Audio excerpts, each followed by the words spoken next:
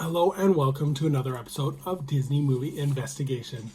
If this is your first time watching, welcome to the show. On each episode, we take a look at a movie that is featured on Disney+.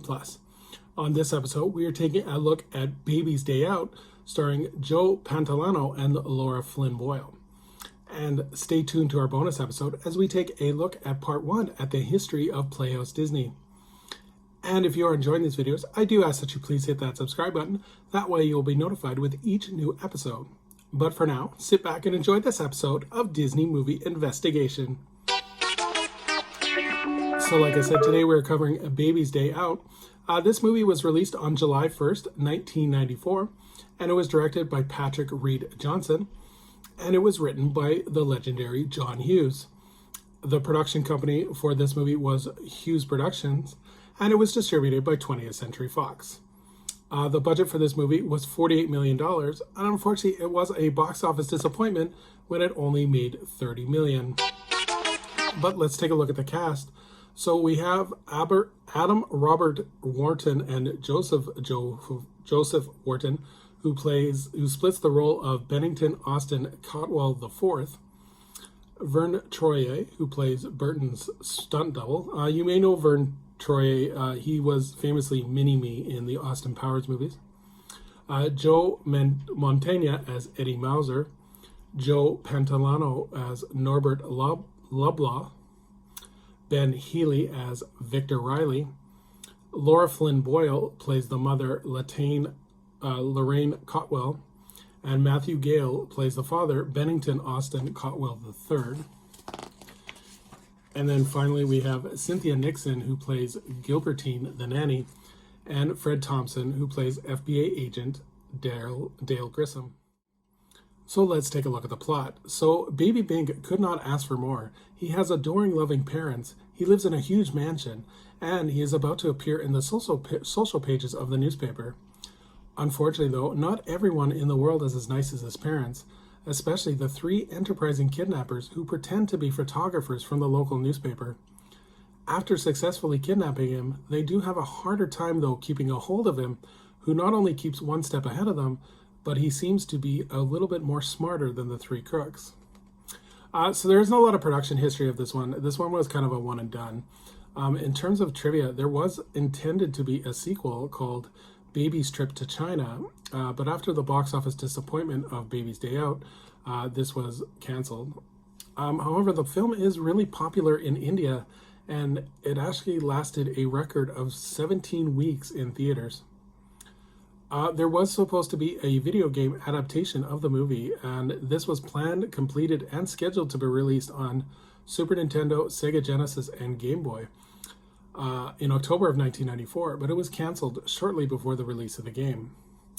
Advertisements for the game actually do appear on the VHS copy of the movie, so it was pretty far along, but I think because of the box office disappointment, they decided to scrap the game, kind of cutting their losses. So would I recommend this movie? Unfortunately, this is a movie that I would pass on, as it's just unfortunately not good. The story is really predictable, and the comedy just doesn't land. I think the 3 villains played by Montangia, Pantaleone, and Healy try their best with the material they are given, but it is the same joke over and over and over again of them getting beat up by this baby. The other thing too, and I'm not one of those people who's like, this is unrealistic, but like in terms of realism, it doesn't make any sense that nobody would notice this baby crawling around all of New York City through a construction site and through the zoo and through a department store. Like, somebody's bound to notice this baby. So unfortunately, I'd have to say I would skip this one, as there are much better movies with much better comedic timing to it. But on to the positive. Let's take a look at our bonus story as we take a look at Playhouse Disney.